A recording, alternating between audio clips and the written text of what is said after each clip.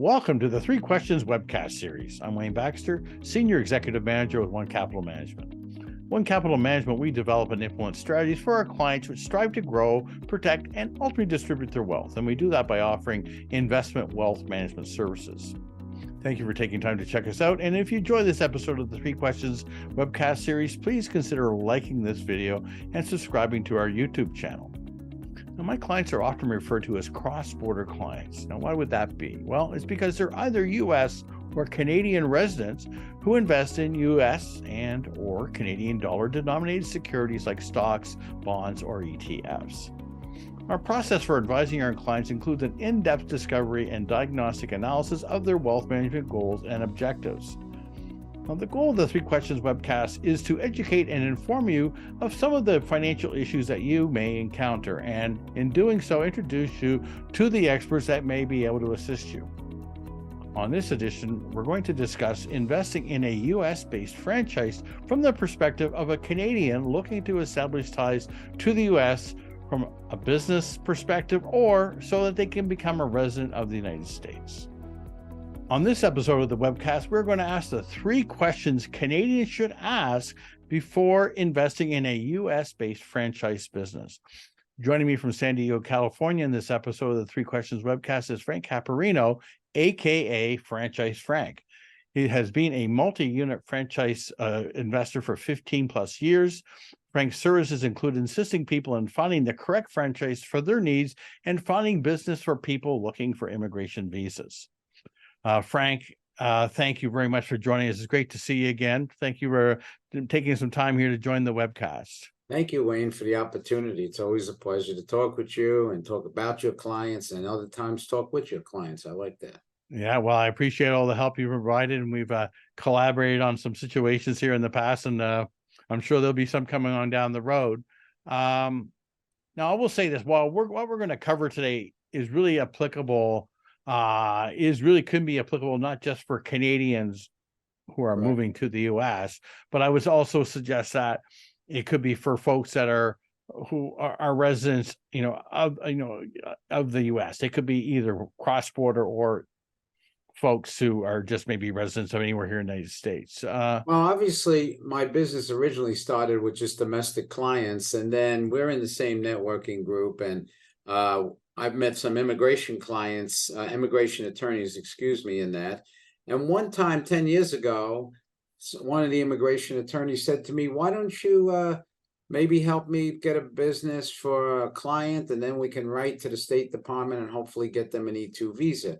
Now, an E-2 visa, Canada is one of them. There's 72 countries in the world that have the treaties with the United States that can do that.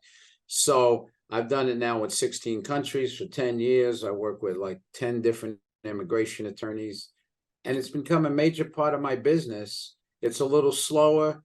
It's a little more paperwork because the State Department's in there now, but your international clients are really dedicated because you become a gatekeeper. You know that. You've done that in the past, Wayne.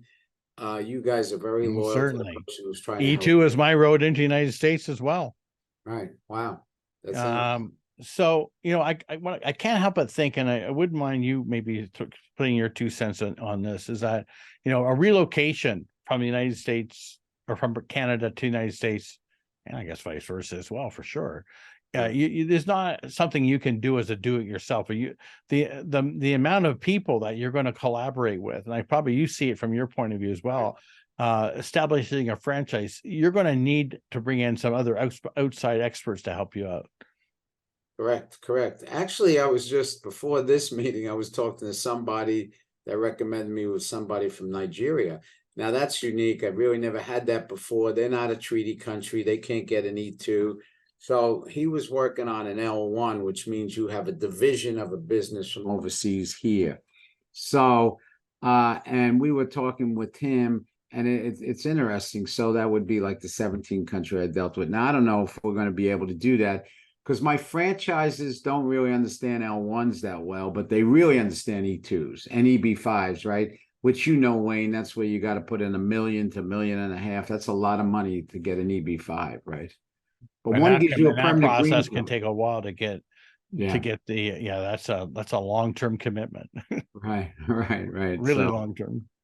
Yeah, and the other experts you need, right? And the reason I was talking about the person from Nigeria says, how do you differentiate yourself from other people who sell franchise? I said, well, I've been in franchising since 96. I personally own them. I don't just sell them, right? And I said, number two, through my networking all these years, I know commercial real estate agents, CPAs, lawyers, financial planners, everything you're going to need. It's hard for you to do that on your own, right? You got to bring in the experts. 100%. So again, seeking professional advice is essential. And again, for a Canadian who's looking to establish a business in the US or so they can become a resident of the United States, they're not only going to want to get a financial planning and risk management and tax advice. They're also going to want to speak, as we mentioned earlier, to an immigration attorney. Right. They're going to probably want to speak to a business attorney. They may want to set up an LLC. You have to think about, risk management. So there's going to be discussion about, getting liability insurance. Yeah. It's a very detailed process. Right. I agree. So you actually did the E2 first, and then in parallel, you worked on your citizenship, correct? Yeah, well, it was E2 first, and then from there we worked on getting the green card. But yeah, it was Okay. we invested in a division of the firm I'm with now, and turned that into green card and ultimately citizenship. So that's why you got the green background behind you. I mean, yeah. No, not quite. No. I know, I'm only joking. So let's get into the three questions that we should ask. I guess before, again, this is really intended for Canadians who are looking to invest in a US based franchise. The first question I think would be the most obvious one to ask is, what kind of ownership structure should I consider for my franchise business, considering this from the eyes of a Canadian looking to get into the US owning a franchise? Well, I actually do three types that you see every day: owner operator. Like a friend of mine used to joke, he puts the paper hat on and flips the burgers, but I don't try to sell restaurant franchise. They're too much work. But owner operator, because I do so many franchises and over 200 franchises, from senior care to all kinds of services, right? On residential and commercial properties, you got to do from roofing to gutters to insulation to concrete, whatever. Everyone's a franchise. Then there's fitness franchises, but I don't always suggest that too, because they're expensive to build out. With the foreign national, it depends on his net worth and it depends on his time structure, because of the fact I can get you a service franchise that you can open up in a month and a half and have that franchise in a month and a half, because you're only renting the trucks and you're wrapping your trucks, and they're the ones who are going to do the labor, because for an E2 you got to hire 2 employees anyway. At least, so they're yes. the ones, they're going to be the construction guys. You're going to be admin and marketing and work with the franchise company for leads and hiring labor, right? So I try to do service organizations so they put less dollars in and they move fast. They just need a warehouse and a garage for their trucks and they're ready to go. And for that one, Frank, I know there's a couple more we're going to talk about here, but the owner operator, it's obviously going to be the one boots on the ground, United States. They're going to be here full time. Right.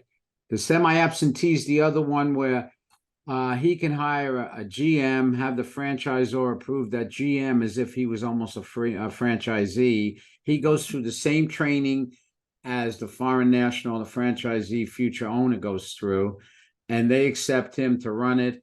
And then the foreign national can go back and forth between the country and the US, because he's trying to get his house moved, his family moved, kids in school. It's a lot of work. And the last one is total absentee. Out of my 200, I only have 2 of them that do that. One's in the dog industry and one's in the children entertainment and exercise industry, where they do total absentee. Not only do you pay the royalty like most franchises work with, you pay a management fee. They hire the labor with your approval. They send you resumes. And then once you hire the labor, they admin them, they get the jobs, the leads, and you can be doing whatever you got to be doing. And your immigration attorney can start writing the paperwork to get you that E2 visa. Interesting. But the owner occupied is, and this, I guess you call it the owner occupied, is definitely would be the one for somebody wanting to do a relocation. Sure. And or semi, I guess you put Semi-absentee. semi-absentee could also potentially be a resident as well. Right, definitely. Makes sense. Okay, let's go on to the second question. The second question, again, this is for a Canadian looking to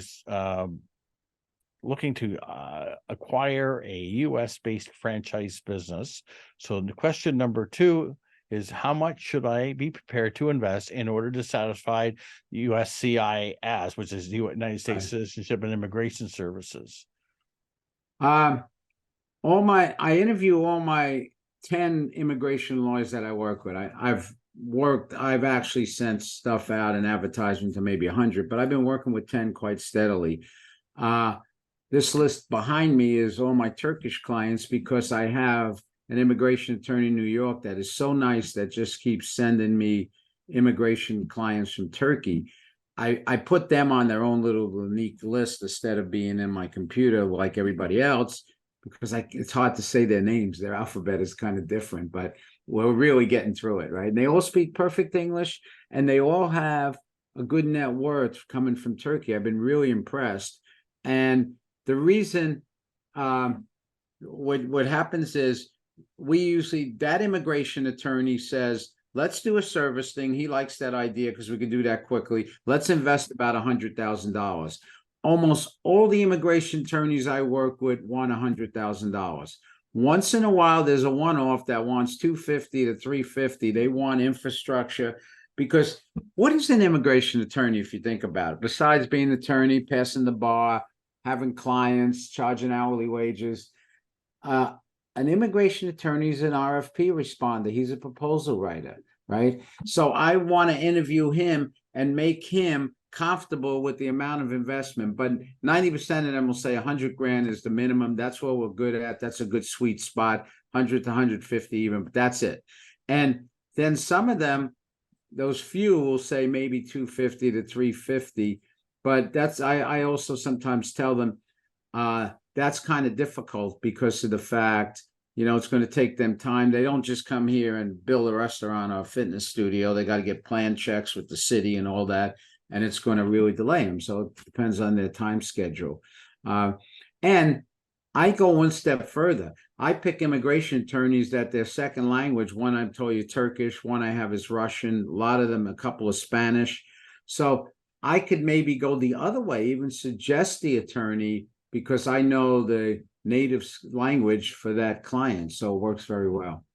All right. So you're saying that the bottom, sort of the entry number, is 100,000. Now, I know I've had discussions with a couple of attorneys on that topic, and they've told me that, 100,000 may do the trick, but if you are willing to put a little bit more down, it may actually help you get the approval process across the finish line a little better. So, but good to know. We have a number to pick from and to work with.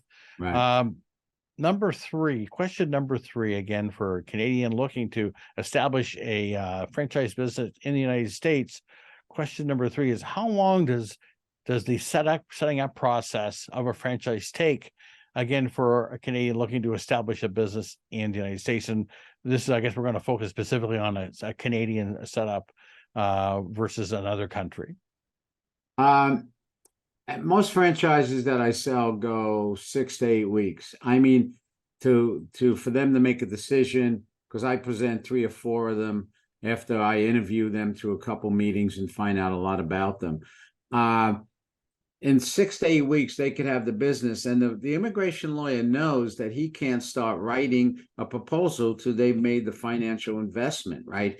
So I like when they say, go to Frank first, get a business, and then come back to me. So now I've seen during COVID, one E2 took a year and a half because the embassies were closed.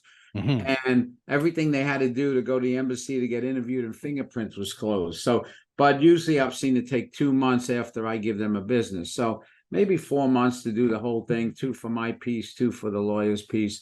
But it's also predicated on the country, right? Because some countries, I hear the embassies are slower in that country than they are in another one.